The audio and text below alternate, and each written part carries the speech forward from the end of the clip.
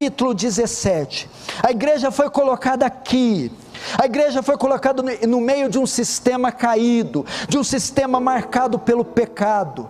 Ou é a vida do cristão ali colocado dentro de uma sala de aula, rodeado por ímpios, ou aquele homem, aquela mulher que trabalha numa empresa, rodeado de ímpios, ou é o membro da família, o membro que está entre pai, mãe e irmãos que são ímpios.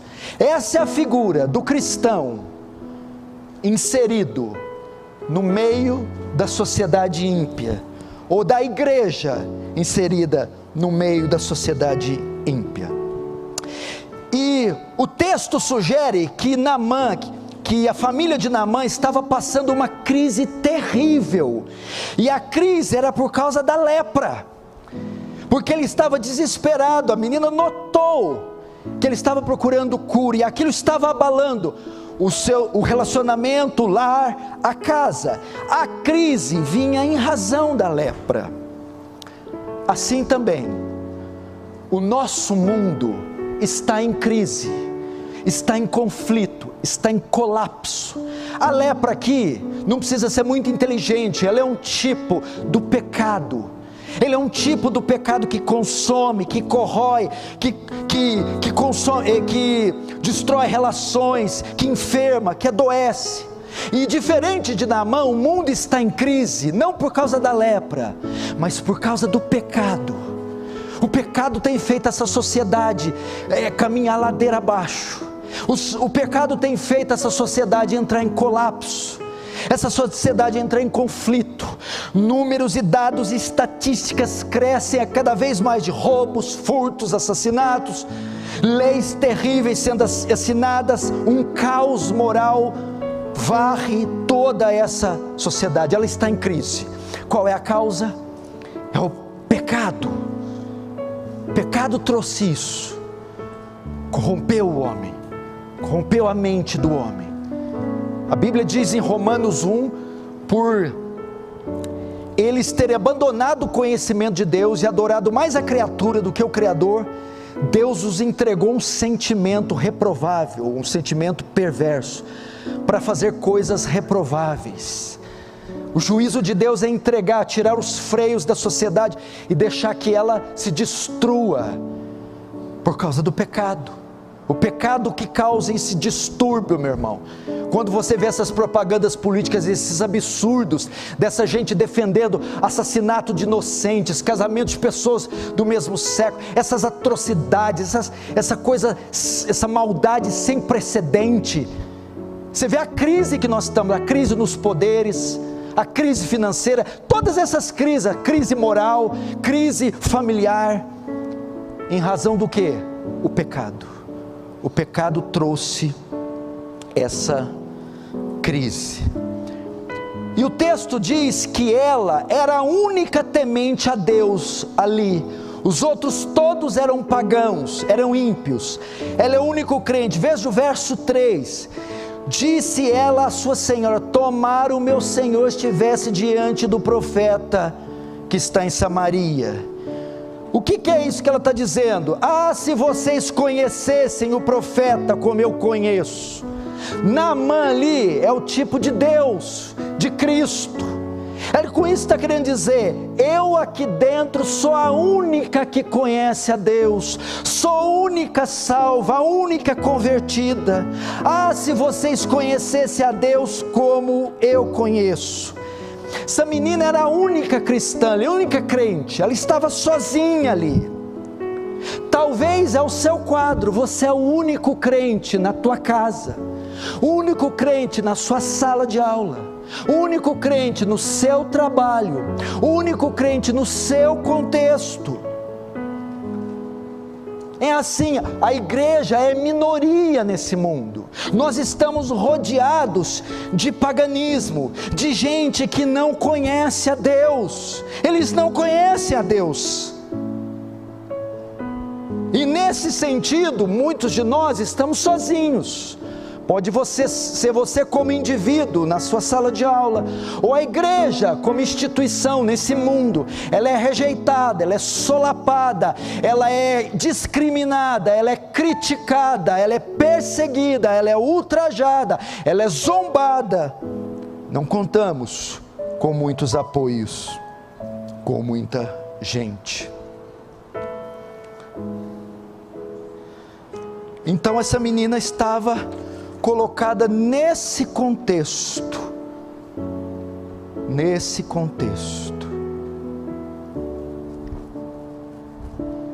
Agora veja o discernimento da menina.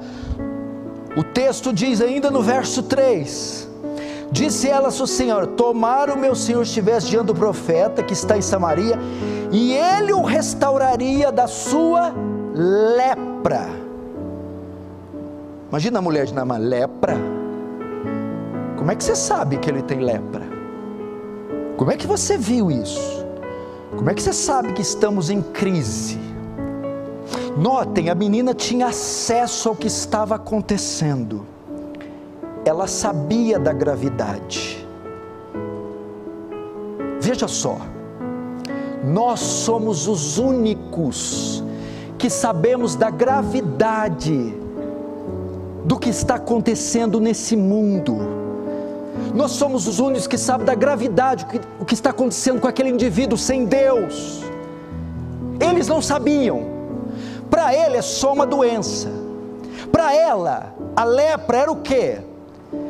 Segundo a lei de Moisés, Naamã estava cerimonialmente impuro. E a lepra também era muitas vezes ocasionada por juízo divino. Ser leproso significava que ele estava apartado da presença de Deus, e ele era considerado um homem imundo. Ou seja, ele estava sobre o risco do juízo divino. Os homens, ou seja, ela sabia que era gravíssimo. Ele achava que era só um problema físico. Para ela, este homem estava debaixo de maldição. Assim são essas pessoas ao nosso redor. Seu pai, sua mãe, seus amigos. Assim é essa sociedade. Ela pensa que o problema é físico, é social, alguma medida, alguma lei vai resolver. Pensa que o problema é político, é financeiro. Não é. É muito mais grave do que eles pensam. O problema não está numa reforma fiscal, agrária. O problema não está numa nova lei. O problema deles é o pecado. Todos pecaram e destituídos da glória de Deus estão, e eles não conseguem enxergar o quão grave é a situação deles. Ela conseguia, ela sabia que ele era considerado imundo diante da lei. Somente a igreja, eu e você, temos discernimento do que está acontecendo nesse mundo.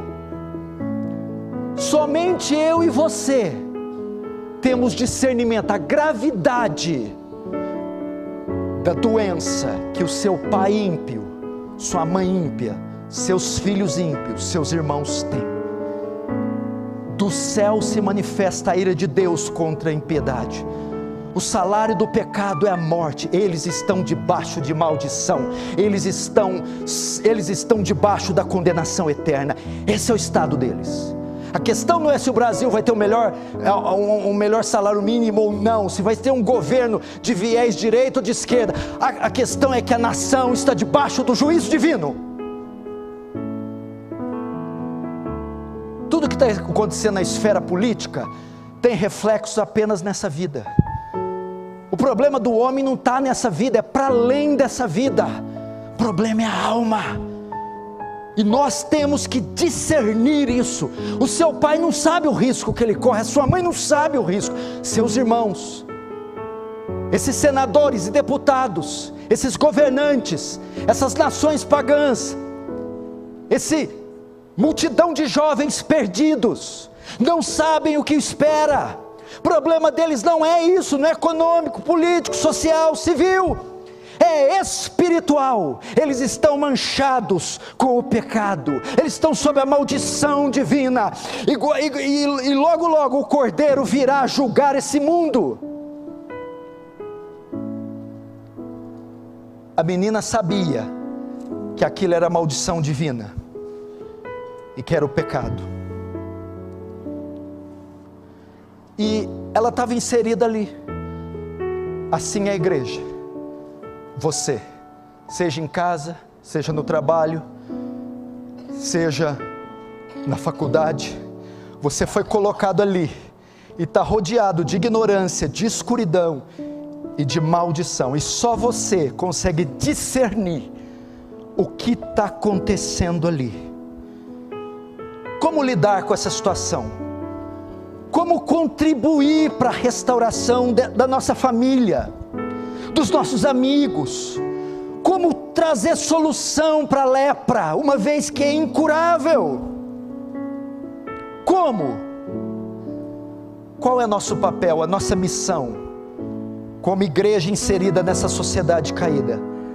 Nossa missão é mostrar a eles a cura, mostrar a eles a solução, é dizer: nós conhecemos a cura da lepra, nós conhecemos o antídoto dessa doença, nós temos o remédio capaz de neutralizá-la.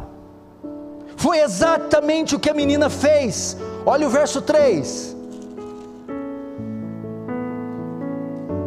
Disse elas o Senhor: tomara o meu senhor estivesse diante do profeta que está em Samaria, e ele o restauraria da sua lepra. Ela mostrou, ela falou: tem um homem de Deus, que Deus usa ele. Se Naamã for até ele, ele irá curá-lo da lepra. Existe um Deus que eu creio que é poderoso. Se Naamã se encontrar com esse Deus, ele o curará da lepra. Qual que é a ideia aqui, irmãos? O homem está nessa condição de morto, o homem está manchado pelo pecado, e nessa situação que eles encontram, só Cristo pode resolver, só Deus pode resolver. Sabe o que essa menina estava falando para a mulher de Naamã?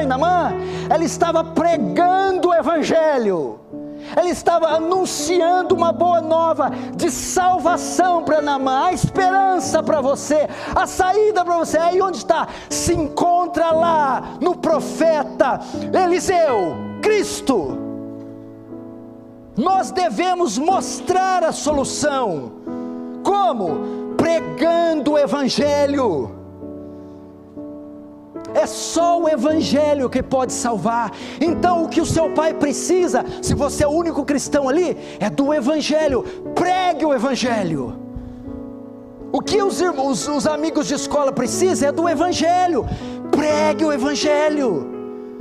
Você precisa dizer a eles: nessa situação que você está, só Deus pode te curar, só Deus pode te perdoar, só Cristo pode te salvar.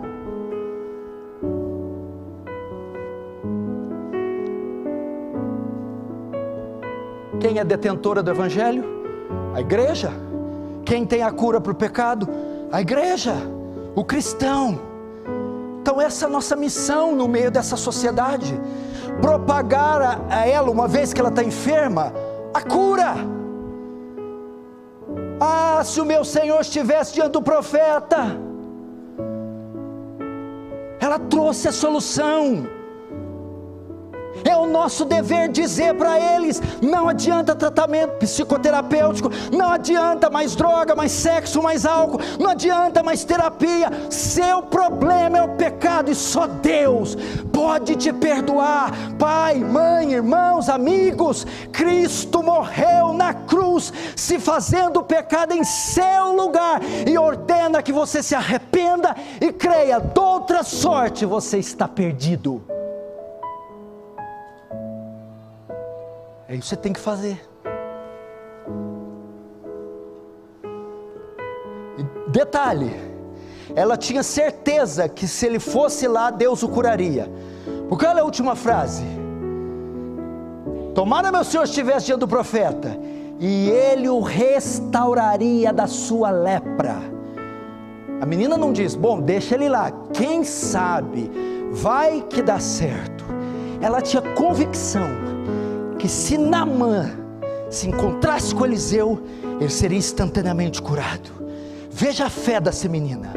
Deixa eu te perguntar, você quando fala de Cristo para alguém, fala com essa convicção, com essa certeza? Eu tenho certeza, pai, certeza, mãe, amigos, que se vocês forem até Cristo, Cristo vai salvar vocês, Cristo vai redimir vocês. Precisamos da convicção dessa mulher. Eu tenho certeza que Eliseu vai tirar a tua lepra. Eu tenho certeza que vocês serão salvos, perdoados, transformados.